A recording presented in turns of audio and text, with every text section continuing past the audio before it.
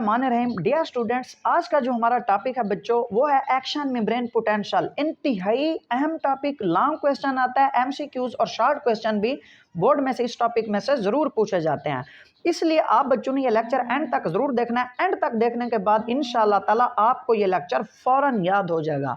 चलें हम अपने आज लेक्चर की तरफ चलते हैं और हमारा जो आज का लेक्चर है वो है एक्शन मेम्ब्रेन पोटेंशियल। बच्चों जैसे नाम से नजर आ रहा है एक्शन मेम्ब्रेन पोटेंशियल, कहता है यहाँ पर क्या होगी, जनरेशन ऑफ नर्व इंपल्स, कोई ना कोई नर्व इंपल्स यानी मैसेज पैदा होगा, मैसेज जनरेट होगा। अब इसमें क्या होगा, जो एक्शन मेम्ब्रेन पोटेंशियल होगी बच्चों वो बिल्कुल उलट है रेस्टिंग मेम्ब्रेन पोटेंशियल के।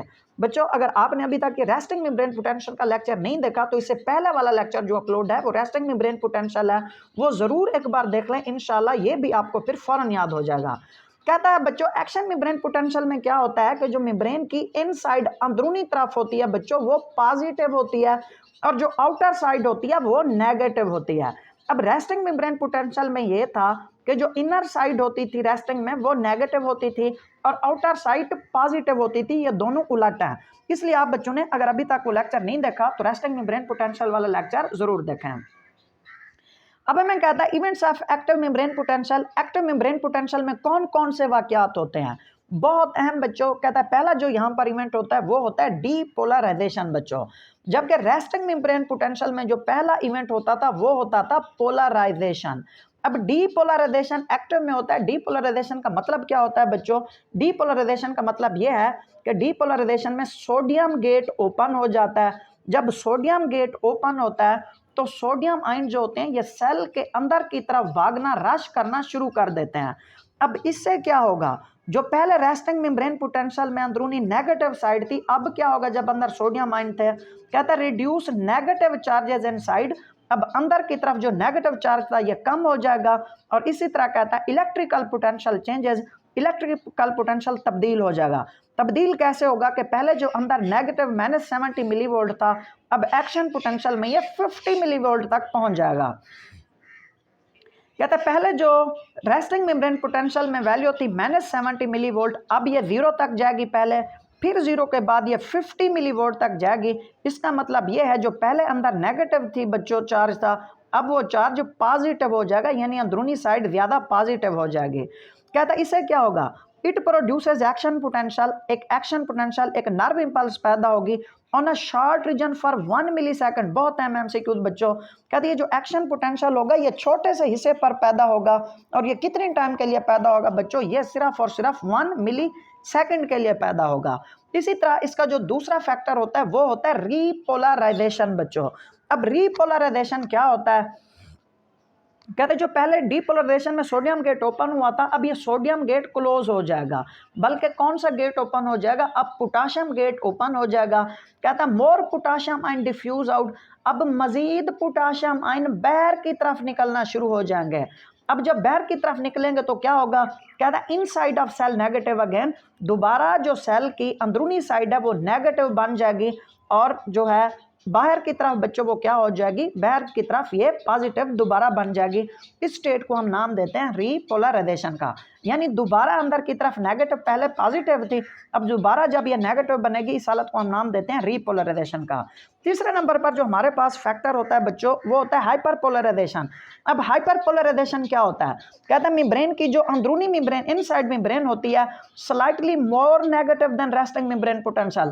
रेस्टिंग मेम्ब्रेन पोटेंशियल तो आप बच्चों को पता है कि वो अंदर नेगेटिव होती ही है, हाइपर का मतलब है ये रेस्टिंग मेम्ब्रेन पोटेंशियल से भी अंदर अब ज्यादा नेगेटिव हो जाएगी, लेकिन फॉर अ ब्रीफ पीरियड, सिर्फ और सिर्फ थोड़े वक्त के लिए तब्दीली होगी। कहता है ये ऐसा क्यों होता है, slightly delay in closing all potassium gate, क्योंकि जो पोटाशियम गेट होते हैं ये थोड़े वक्त के लिए ये लेट से जो हैं बच्चों क्या होते हैं, बंद होते हैं। इसलिए बच्चों क्या होता है, इनर साइड जो होती है मजीद नेगेटिव हो जाती है रेस्टिंग मेम्ब्रेन पोटेंशियल से बच्चों। कहता है अब होगा क्या जब हाइपरपोलराइजेशन होती है, कहता है during hyperpolarization neuron can not generate action potential. कहता है हाइपरपोलराइजेशन के वक्त जो एक्शन पोटेंशियल होता है ये पैदा नहीं हो सकता। जहां पर हाइपरपोलराइजेशन के दौरान अगर एक्शन पोटेंशियल नर्व इंपल्स मतलब पैदा ना हो, इस हालत को बच्चों हम क्या नाम देते हैं, रिफ्रैक्टरी पीरियड का नाम देते हैं। अब चौथे नंबर पर क्या होगा, कहता है return to original resting membrane potential.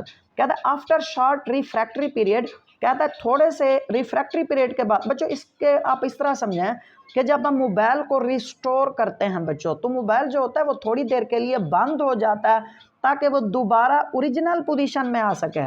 तो रिफ्रैक्टरी पीरियड का मतलब होता है सेल खुद को रिस्टोर कर रहा होता है ताकि दोबारा वो एक्शन मेम्ब्रेन पोटेंशियल से रेस्टिंग मेम्ब्रेन पोटेंशियल की तरफ आ सके। भाई यही चीज़ बता रहा है, कहता है थोड़ी सी देर रिफ्रैक्टरी पीरियड के बाद ओरिजिनल आयनिक डिस्ट्रीब्यूशन रिस्टोर, जो आयन की ओरिजिनल डिस्ट्रीब्यूशन तकसीम होती है बाहर और अंदर की तरफ, वो दोबारा रिस्टोर हो जाती है। कहता है इससे क्या होता है, membrane return to its resting membrane potential. जो पहले जहां नर्व इंपल्स पैदा हुई थी अब वो दोबारा किसकी तरफ आ जाती है, रेस्टिंग मेम्ब्रेन पोटेंशियल की तरफ आ जाती है। कहता है अब इसकी दोबारा वैल्यू कितनी हो जाएगी, -70 मिलीवोल्ट। -70 मिलीवोल्ट का मतलब है अब दोबारा जो मेम्ब्रेन है अंदर नेगेटिव और बाहर जो है वो पॉजिटिव होगी और इसकी वैल्यू दोबारा -70 मिलीवोल्ट बन जाएगी। आगे कहता है इससे क्या होगा, region of neuron prepare itself for the next action potential. कहता है अब जो न्यूरॉन का रीजन है छोटा सा हिस्सा, ये दोबारा खुद को प्रिपेयर तैयार कर रहा होता है ताकि एक्शन पोटेंशियल नर्व इंपल्स पैदा की जा सके। आगे में यहाँ पर कहता है प्रोपगेशन ऑफ एक्शन पोटेंशियल आगे किस तरह जाती है। कहता है इन रियलिटी असल में impulses don't travel along the axon. जो मैसेज होता है ये एक्सॉन के साथ बच्चों ट्रेवल नहीं करता, बल्कि क्या होता है, कहता है एक्टिव पोटेंशियल जो होती है serve as depolarization stimulus for next region. Active membrane potential जो होती है डीपोलराइजेशन का काम करती है अगले हिस्से के लिए।